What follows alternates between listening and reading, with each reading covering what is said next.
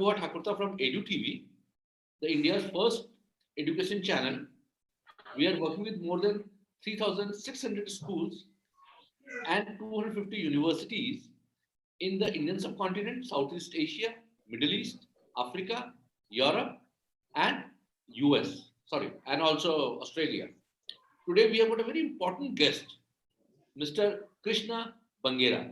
He's a principal of Poddar International School, Tribal, Mysore. Mr. Bagnera is MA, BA, and he has a master's in philosophy. He has got 16 years of experience as an administrator and 20 years of experience in teaching. And our host is Ms. Sonica Agarwal. She is representing Universal Business School. She's head in marketing and admissions. She will be taking the conversation further with Mr. Krishna Bagnera. Welcome, ma'am. Thank you so much, sir. And good afternoon, sir, and good afternoon, Edu TV and team. So on behalf of, good afternoon, sir. On behalf of Universal Business School, I welcome Krishna, sir, who is the principal of Poddar International School, Mysore. And it's an absolute honor and privilege to have you here with us today, sir. And I really look forward to have a conversation with you in understanding the changes and the impact of the Indian education in the society. So please allow me to have few questions with you today. Please, ma'am, please. It's a pleasure this side as well.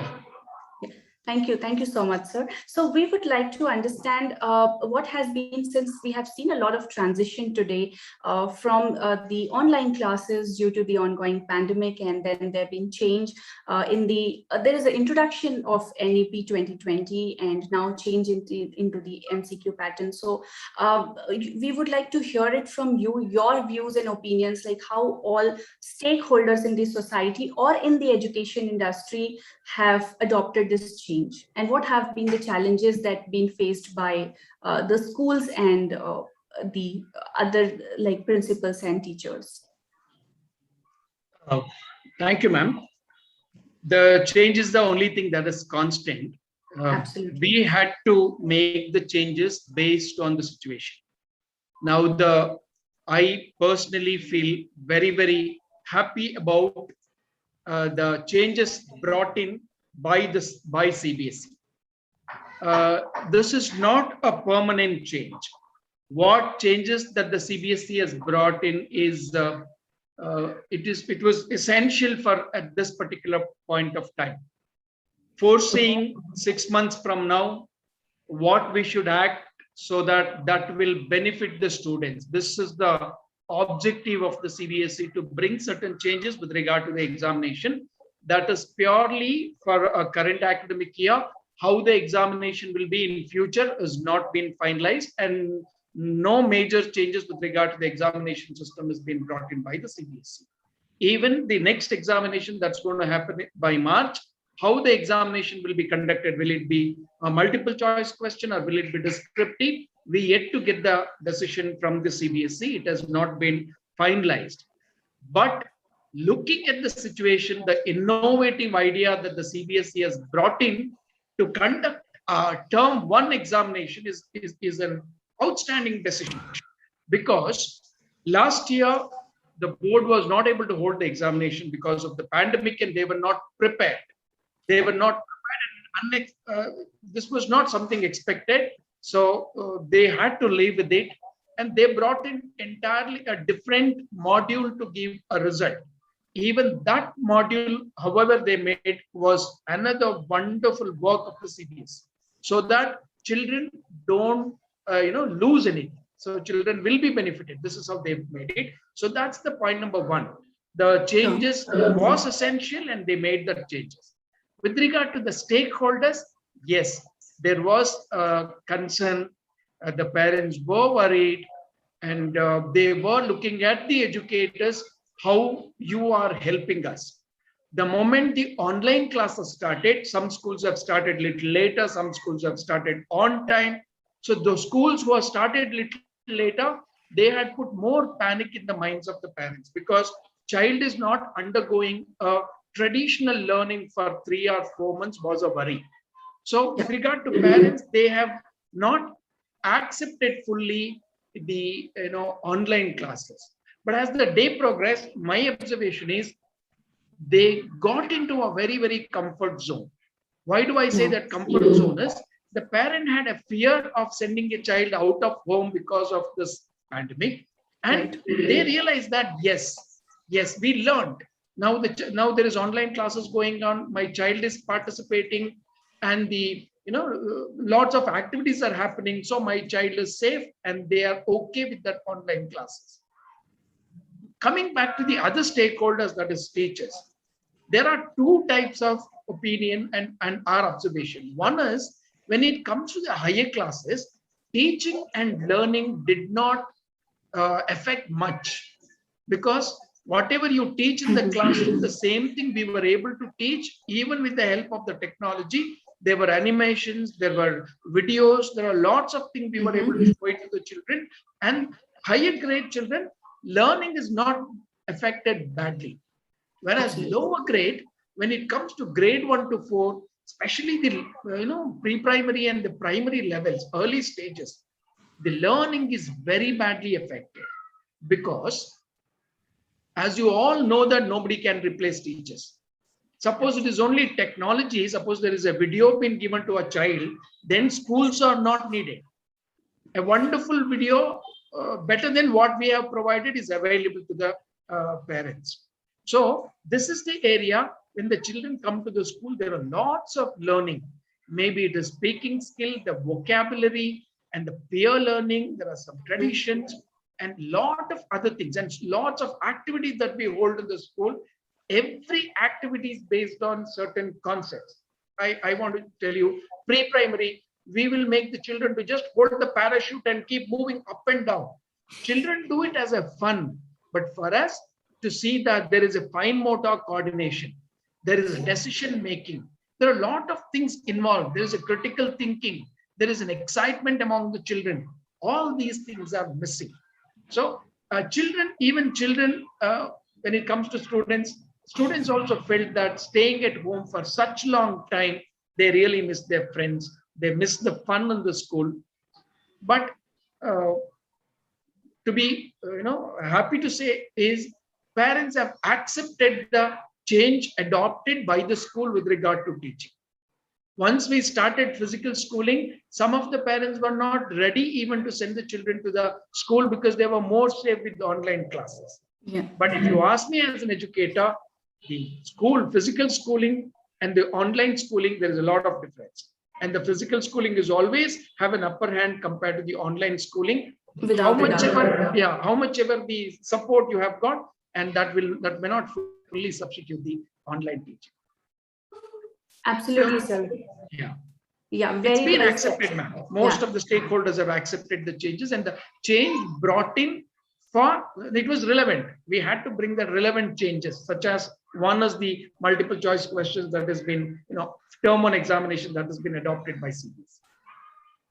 Absolutely. I mean, faculty, schools, principals have been the front warriors, and I'm sure all the schools have tried their level best to keep the learning intact, or the essence of a school intact. It's just that, few physical elements are, of course, missing, but then I'm sure with everything the government is doing, we would be able to come out of this pandemic, and students would be back in campus, and most of the schools are now open. So so really it'll be a big relief for parents and students both. True. So my following question would be, sir, on this NAP. So NAP talks about a lot of focus on future skills development, rather than just focusing on the examination or number or degree. So what, according to you, will this the focus or the following of NAP will help a student to be a future ready? How is this NAP is going to make a big shift of the traditional curriculum to the new curriculum that we are introducing? Yes, ma'am. There are many areas that the NAP has touched upon. Number one, the way of teaching. the methodology adopted by the teachers, what kind of methodology to be adopted. Number two, assessment of the children. What kind of assessment do we do it and how efficient it is? This is one. Third thing is bringing a uniformity. Say, for example, some schools are doing wonderfully well and some schools are not doing well, then the purpose is not served. Equality and the uniformity of imparting the education is something that the NEP is trying. Now, You if you see hit the nail. yes, ma'am. If you see the examination that they've already conducted, national survey, they're going to do it. With regard to every school, they are going to do an assessment of that school. They will do the assessment of the school by conducting a test for grade 5, grade 6, grade 7 children. And whatever the marks that come, they don't reveal the marks of an individual child. On the other hand, they give a report to the school. Where do you stand? When you look at that report, you come to know where do you stand, your individual school compared to the rest of the schools of the country. So this is this is a wonderful way of helping the schools to come up. Suppose the standard is 60, national standard is 60, and I am 30. There is a long way that I need to go. So think about why it is so, and you'll have to work on that. So that is one I'm speaking about. Another thing, immediately that is very prominent and visible with regard to NEP is the skill development, as you rightly mentioned.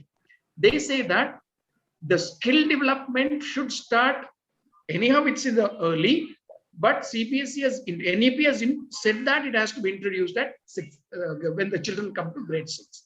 That means 11 years old child in 1 year will learn one skill. That is something really good. And that skill can be anything. They give a lot of liberty to the schools to teach that skill. It can be skill related with computers. It may be a beautician. It may be financial literacy. It may be data science. It may be artificial intelligence. You choose. And module also is very short module. See, the advantage of this is children learn the skill at grade 6, 7, 8, 9, and 10. 5 years of skill and 5 skills. 5 skills children will learn.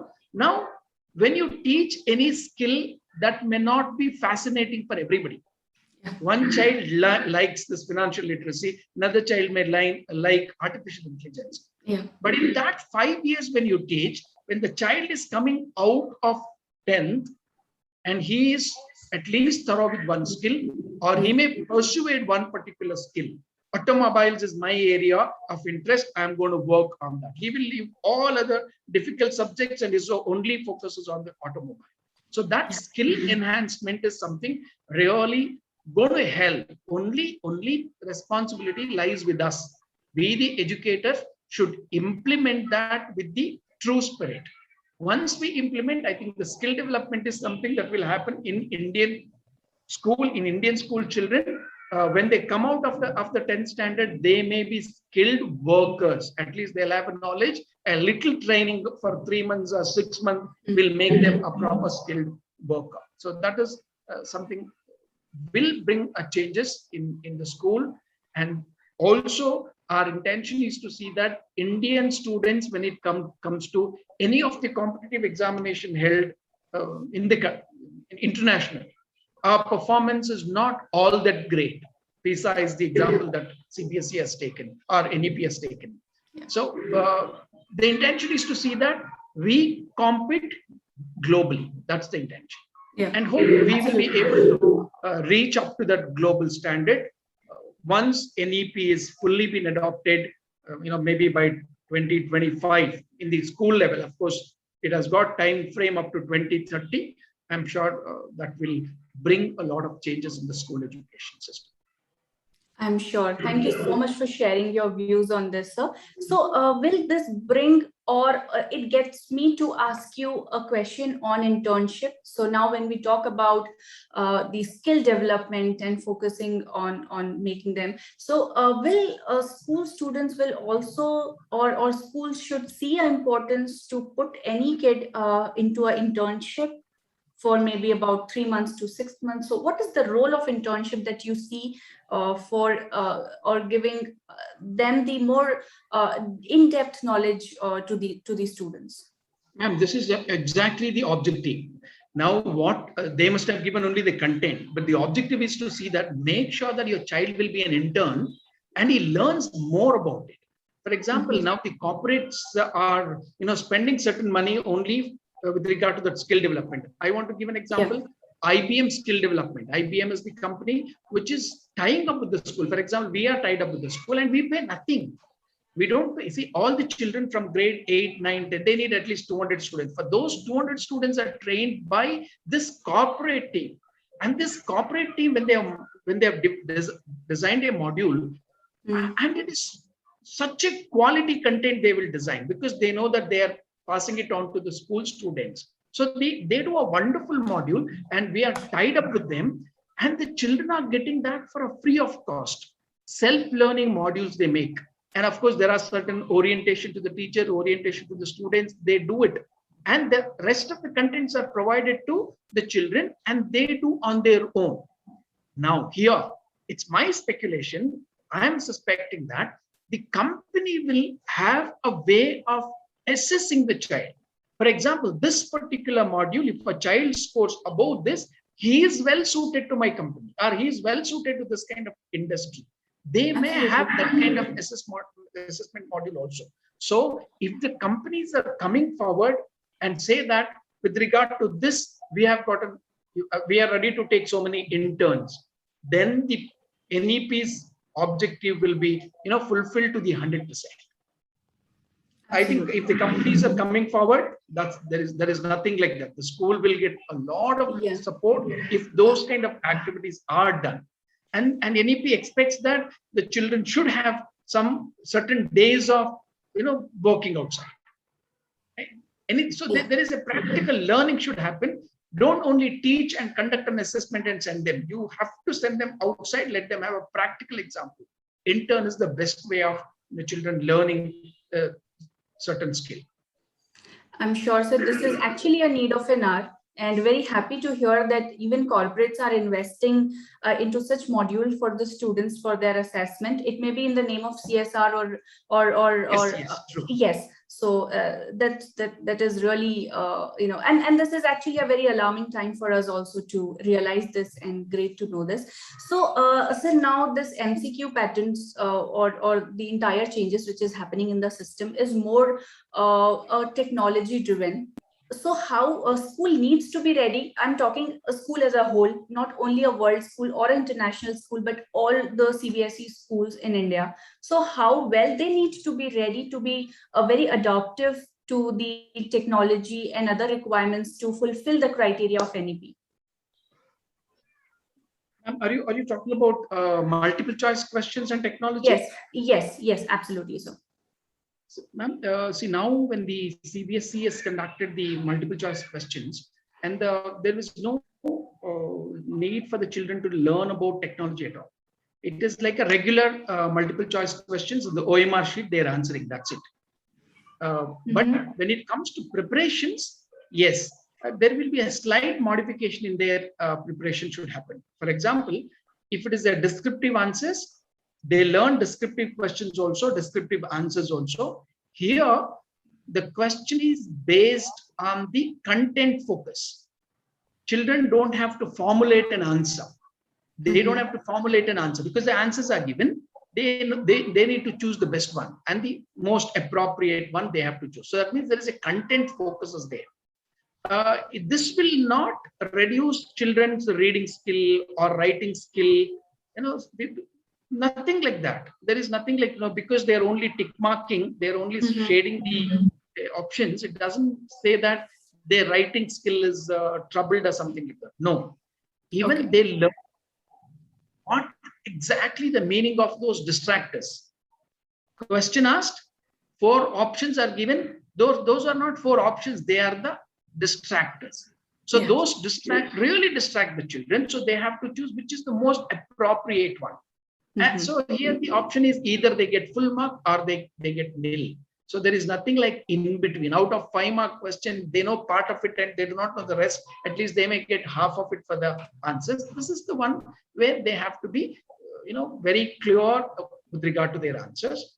And the school prepared, because when they conducted an examination, they have informed us well in advance. School prepared the children, helped the children. More than that, all these children are aware of this kind of examination because they participate starting from standard 1, the competitive examination that happens in the country, and some international competitions they take. They are already into it. That is in addition to the regular curriculum we provide. So the children are already knowing about this. So it's nothing new for them. And the blending of the technology is not there. Here they did not make it online exam. They made it a physical examinations itself. Only the admin team need to know how to download, what to do. All those technology was the headache of the admin team. Sure. Okay. Thank you so much, sir. And my last thing that I would like to ask you is, what message would you like to give to those students who are passing out and starting a new journey into their graduation university? So what message would you like to give to them? My message to the children will be, please chase your dream. Please chase your passion. Don't carry it away by anything else. But don't confuse yourself with your goal and the dream. I want to be this. That's a desire I have got. But if you have really set a smart goal, then there is no chance for the dream. So please do not confuse with your dream and goal. Have a proper goal. Before you set a goal, have an interaction with your elders. So they will help you to make that smart goal. Now, it should be time bound and it should be smart enough. It should be accessible. It should be realistic. So make that goal and chase that goal. That's what I want to tell them. And let them try to understand their strengths and weaknesses rather than listening to them, going with the mob or listening to someone else. So this is my message, because you the students, you are very, very potential. The only thing why is that you are not able to manifest that intelligence within you is maybe you don't have enough of orientations. Don't do something which you don't like it. Please do something which you really love to do it, so then the success will be yours. That's the message to the students. I'm really your acumen on the subject, sir. As you said, CBC is starting these internships and skill development from class 6th onwards. That will definitely give one more thing to our country, that is dignity for labor. The Western countries are ahead than us because they start working pretty early. Yes, sir. And they finance their own master's education. That's why they are serious also. Yes. And you told about this percentile thing, and that will definitely help the youth, or they can be compared with others. Then you said one specialization. I think that is also a very important thing. Sir, in internships, we also run a recruitment company called Career Craft. We have given school children for internships to a very big multinational company. They are into luxury cars. We also gave them MBAs. We also gave them BBAs. And the Germans were impressed with the school students because they were the digital natives. They could do things better. I think you have covered roughly all the things, and Ms. Sonica has also asked wonderful questions, and this conversation will help a lot of people. I would like to thank Mr. Krishna Bagnera. He's a principal Podar International School, and he's also the Sahoday head of MySAR principals. And I would like to thank Ms. Sonica Agarwal. She's the zonal head in admissions and outreach for Universal Business School, Karjat, Mumbai. Krishna sir, the Sonica's institution, UBS, they have got more than 100 CEOs who actively help them. And the best part with their institution I found is, the students, after joining the institute, they are asked to set up a company, real company, not a fictitious company, real company, where they do business. They learn a lot of things. And their founder, Mr. Tarundeep Anand, he was the Asia Pacific head of Thomson Reuters. there is a standing invitation for you to the campus in Bombay. So we can take care of our stay and everything. And you will like it, sir. I think whatever things you have said, Yes, sir. UPS is covering roughly all of them. Okay, sir. Absolutely. Okay. Thank you so much, Krishna, sir. Thanks a ton. Thank you, sir. Thank you. Thanks for the opportunity. Thank you, Sonica, ma'am. Thank you, Krishna. Thank you so much, Krishna sir, for taking your time out and speaking to us. It was very insightful discussion that we had today. And also we would like to thank EduTV for organizing this and having us here. Thank you so much. And as Pranavji mentioned, we would be more than delighted to have you on our campus at UBS. And given a chance, I would definitely like to come to Mysore and meet you in person as per your availability, and then we can take it forward. And also would like to talk more about UBS and how as UBS we can contribute to the society and schools and nation of tomorrow.